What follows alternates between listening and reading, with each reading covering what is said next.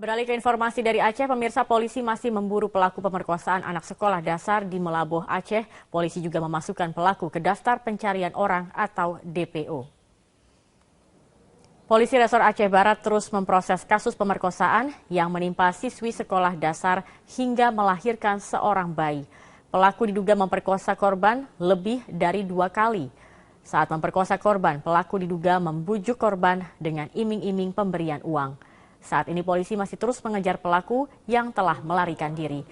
Kasat Reskrim Polres Aceh Barat AKP Haris Kurniawan mengatakan polisi telah mengeluarkan surat daftar pencarian orang beberapa bulan yang lalu setelah pelaku melarikan diri.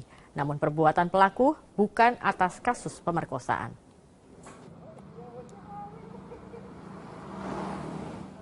Segera melaporkan ke Polres. Adapun upaya yang kita lakukan setelah mengetahui ada berdasarkan pemeriksaan saksi mengarah ke tersangka, membuat surat perintah penangkapan, sudah kita keluarkan surat perintah penangkapan, ternyata si tersangka sudah melarikan diri. Kemudian juga kita sudah mengeluarkan DPO, pada bulan Agustus.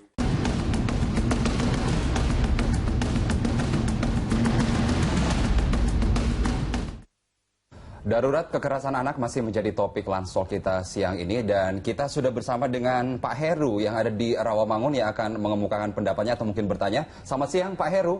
Selamat siang Berita Satu. Selamat siang Bang Sirait. Ini untuk saya mencermati yang ada 3 pemicu yang untuk di perumahan dan di sekolah. Nah tapi kita fokus di sekolah dulu ya. Karena yang di sekolah ini memang terjadi banyak kok. Dari SD, SMP itu dilakukan oleh guru, tapi caranya halus. Mereka seolah-olah memegang atau meraba. Itu saya sudah laporkan juga ke gubernur, ke Bang Sirait juga waktu itu juga pernah kita laporkan juga salah satu SMP ya. Iya Pak Heru, kalau bisa tahu realnya di SMP mana Pak?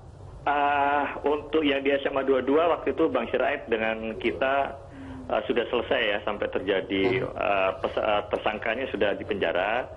Itu 2014 atau 2013 Bang Sirait kalau masih ingat ya.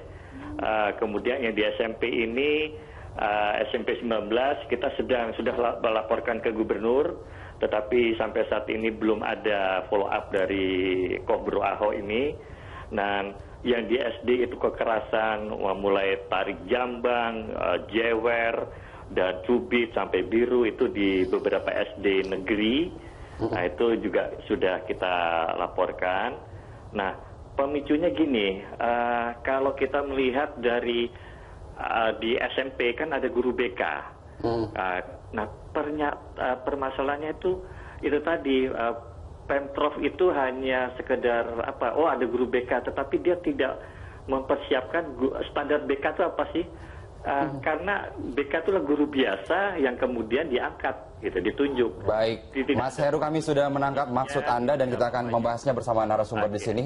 Pak Aris, tadi dikatakan bahwa seakan pemerintah provinsi itu hanya menyiapkan guru BK tetapi tidak tahu inti dari apa yang harus ditangani oleh guru BK. Kemudian kekerasan terhadap anak di sekolah semakin banyak terjadi.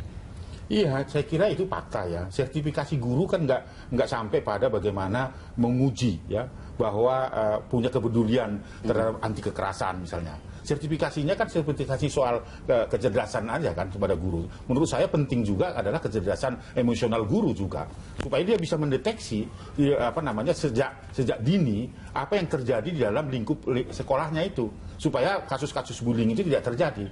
Nah, DKI Jakarta itu tidak punya sertifikasi seperti itu. Dan apalagi dengan otonomi daerah sekarang ini masing-masing rekrutmen guru kan sesuka-sukanya pemimpin daerah, nggak bisa. Bisa aja pegawai camat tiba-tiba jadi guru gitu kan. Jadi kemudian pegawai kelurahan tiba-tiba jadi kepala sekolah gitu. Karena ada ya itu lagi tim sukses mungkin dan sebagainya. Ini menurut saya yang harus dievaluasi gitu.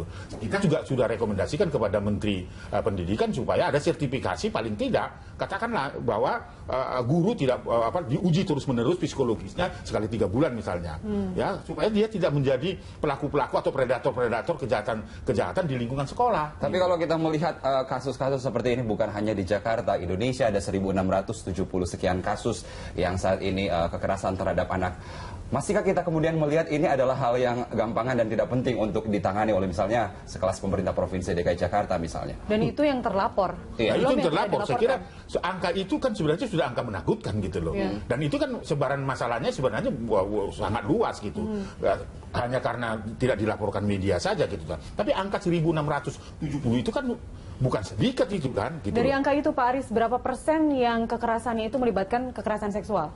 Itu 58%. 50% kejahatan seksual. Saya menggunakan kata kejahatan seksual dan paling tertinggi di DKI Jakarta. Maka saya katakan bahwa DKI Jakarta itu darurat kejahatan seksual. Nah, terjadi seperti apa yang terjadi yang dirasakan oleh adik kita PNF ini kan, itu kan sangat biadab. Dia sudah mengalami kejahatan seksual, dibunuh, disiksa, dimasukkan dalam kardus. Ini kan sebuah kejadian yang sangat amat luar biasa. Tentu kita gitu. ingin tahu kalau Pak Aris dan pihak terkait pernah bertemu misalnya dengan pemerintah Provinsi DKI Jakarta, seperti apa sebenarnya sih tanggapan atau respon dari Pemprov DKI dalam hal ini? Biasalah responnya peduli dengan, bahkan bilang kagum sekali dengan Komnas Perlindungan Anak, kagum sekali dengan para pegiat-pegiat perlindungan anak. Tetapi konkretnya apa? Kita bisa, ini tantangan loh. DKI Jakarta baru tanggal 23 Juli bersamaan dengan Hari Anak Nasional, Bapak Presiden Republik Indonesia yang terhormat itu sudah menetapkan DKI Jakarta itu ramah anak, memberikan penghargaan itu. Nah, apakah ini perlu dievaluasi? Perlu dievaluasi. Karena apa, Pak? Apakah karena peringkat yang kemudian kita tahu dari Komnas Perlindungan Anak sendiri, DKI Jakarta nomor 1? Ya, karena angkanya terus kejahatan seksual yang dialami oleh anak-anak kita itu tidak pernah diselesaikan. Simbol-simbol perlawanan yang harus dilakukan oleh DKI Jakarta juga tidak muncul gitu kan. Siapa yang merespon kasus ini coba? Fenomena apa nih Mbak Anggi? Di kota besar, di Jakarta, kekerasan atau kejahatan seksual itu banyak dan marak terjadi. Iya, mungkin sebelumnya saya tertarik ya tadi untuk menambahkan sedikit mengenai peran pemerintah dalam hal ini gitu. Saya melihatnya ini masalah paradigma ya gitu. Masalah paradigma itu begini. Dalam disertasi saya sudah menuliskan gitu ya bahwa paradigma tentang kejahatan ini masih kita delegasikan kepada aparat kepolisian saja gitu. Artinya pemerintah ini kurang peka, kurang sensitif terhadap masalah kejahatan, kriminalitas gitu. Baik dari mulai deteksinya sampai pada pencegahannya. Padahal kalau misalkan kita mengacu pada agen-agen yang ada di luar negeri begitu ya, ini sudah sesuatu yang sangat integratif begitu. Artinya pemerintah sudah take control ya, dia mengambil alih peran-peran Kementerian Sosial gitu ya. Betul, diambil oleh Kementerian Sosial, bahkan kita punya Kementerian PPA begitu ya, Pemberdayaan Perempuan dan Anak begitu dan dan lain sebagainya yang memang punya peran gitu dalam Berarti mengawasi Anda anak. setuju dengan pernyataan Pak Aris tadi bahwa simbol-simbol negara yang justru bekerja keras untuk perlindungan anak itu sendiri kemudian diam dan bungkam setelah adanya kekerasan terhadap anak Ya, seperti ini. sesuai dengan tadi ya uji ilmiah yang saya lakukan itu memang belum ada begitu, peran-peran itu belum terlihat begitu. Jadi masih hanya didelegasikan pada pihak kepolisian, padahal negara punya tanggung jawab yang luar biasa besar begitu. Makanya saran saya adalah begini, ayo kita lihat masalah ini bukan masalah kejahatan tapi masalah sosial juga begitu. Nah, artinya apa? Sehingga perubahannya itu bisa lebih komprehensif. Tidak hanya memikirkan bagaimana menangkap pelaku dan sebagainya. Padahal tadi kita sudah bilang ya, barriernya, hambatannya itu banyak gitu untuk menangkap pelaku. Kenapa tidak kita fokus pada deteksi dan pencegahan? Itu yang saya harapkan dari secara kriminologis begitu. Karena kriminologi tidak hanya melihat masalah hukum, tapi juga masalah penyebab kenapa kejahatan itu terus terjadi. Jika kita kembali ke masalah hukum nih Pak Aris. Sekarang kan dengan adanya kasus ini banyak anggota Dewan dari Komisi 8 pada teriak nih.